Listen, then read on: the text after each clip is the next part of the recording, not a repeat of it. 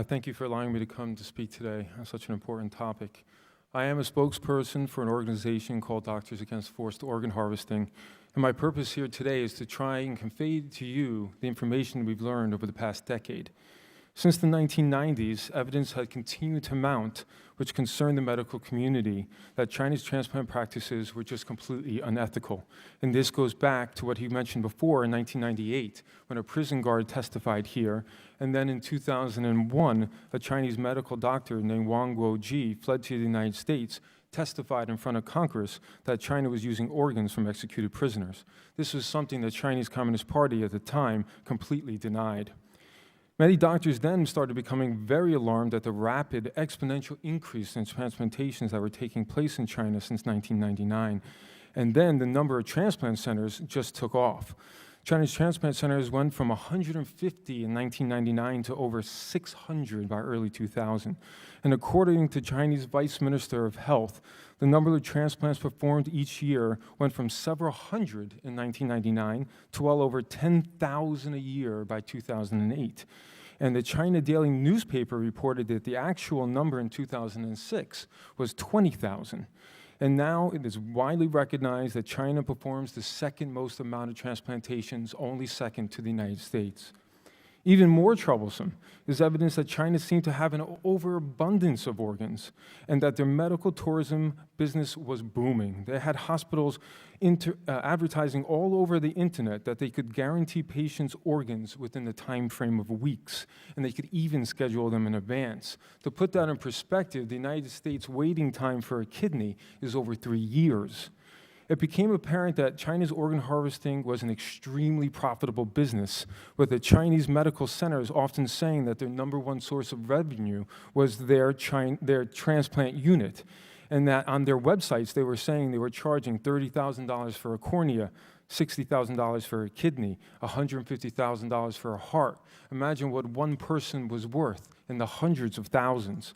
Some people may think, it makes sense. China is such a large country, so many people. But you really need to take a few factors into consideration. One, China does not have a formal public organ donation program. And two, they have no organized national distribution system. And even though they tried many times, the Beijing Red Cross themselves stated in 2011 that over the past 20 years, only 37 people nationwide had registered to become an organ donor. Take that in comparison to the United Kingdom, who has 18 million people as registered donors. Many people believe this is because the Chinese people have a very strong spiritual belief that they need to be buried with their organs intact. So the question becomes, how has China become the number 2 transplant country in the world, and where are these organs coming from? Well, in 2005, the Vice Minister of Health of China admitted that over 95% of the organs transplanted come from executed prisoners.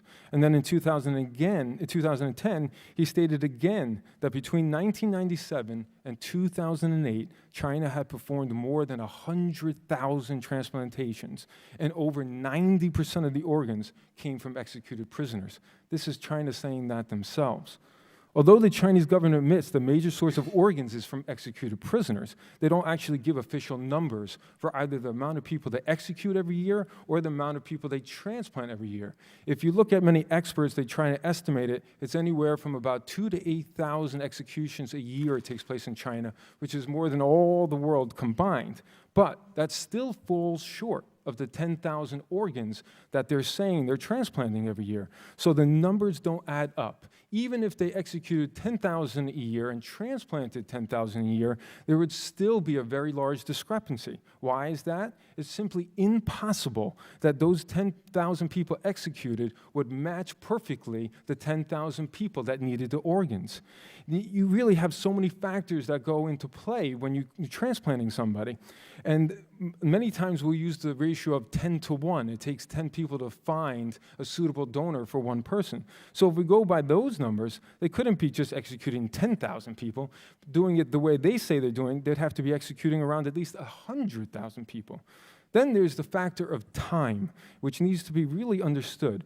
Once you harvest someone's organs, it's not that you can keep these organs around forever. There's a very short window of time. Take, for example, a heart, which only has about 8 hours once removed from the body. And you have the fact that China's own state laws says that prisoners, once sentenced to execution, have to be executed within 7 days. And this almost happens automatically. So we don't have the situation in China where we have all these people on death row. It's just not like that. And so saying this means that the prisoners sentenced to death cannot fully account for all the transplantations that are taking place in China, especially when we talk about medical tourism patients. So how are they able to have this quote-unquote on-demand transplant system that's capable of extremely short times? The only way they can be doing this is if they have another source of living donors that are available on demand. And I say living donors. And this is where, in some cases, the actual transplant operation itself becomes the method of execution. It has been through many different investigations that we now come to believe that it's prisoners of conscience, including Falun Gong practitioners, Tibetans, Uyghurs, house Christians, who are being killed for their organs. And many of us now believe that the practitioners of Falun Gong may be one of the worst victims because they comprise by many, or believed by many, to be the largest population of prisoners of conscience in China today. Also, if you look at the timeline of the onset of China's boom in transplantations and the onset of the persecution of Falun Gong, it almost runs in complete parallel with both of them starting in 1999. Plus, you have the fact that Falun Gong practitioners become particularly vulnerable because they often don't give their true identities while in prison to protect their family and loved ones. We also know that they're subjected to tests like blood and urine tests, physical exams, ultrasound evaluations multiple times while they're incarcerated. How can all this be possible? Well, China has a very unique situation where the military controls the prison systems, the forced labor camps, and the majority of hospitals performing these transplantations. Therefore, they're able to do all the coordinating to make it possible, and they have the ability to do it secretively. So where does this put us? Well, we have American doctors, we have American hospitals, we have American universities facing an extremely important dilemma, and we have a place where American doctors need to know what's going on. Currently, we have physicians, like Dr. Danovich just said, have their patients going to China for organs. We have our own hospitals training these transplant surgeons from China. We have our universities participating and funding research in China on transplantation. We have our certain well-known pharmaceutical companies selling the transplant medications needed to do the transplants and even funding clinical trials in China to develop new ones. If we look at the numbers, every day there's a few dozen people being killed for their organs. And if we wait another 5 years, as the Chinese Medical Association has said it's going to take to stop this, there's a possibility of another 50,000 innocent lives that will be taken. I stand before you today hoping that the U.S. government will perform an official investigation into this matter and release all evidence it has about China's transplant practices.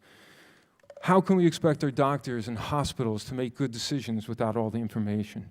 In fact, our medical community could become accomplices to this horrible, terrific tragedy. I recommend also Congress pass a resolution condemning China's forced organ harvesting from prisoners and prisoners of conscience. Thank you.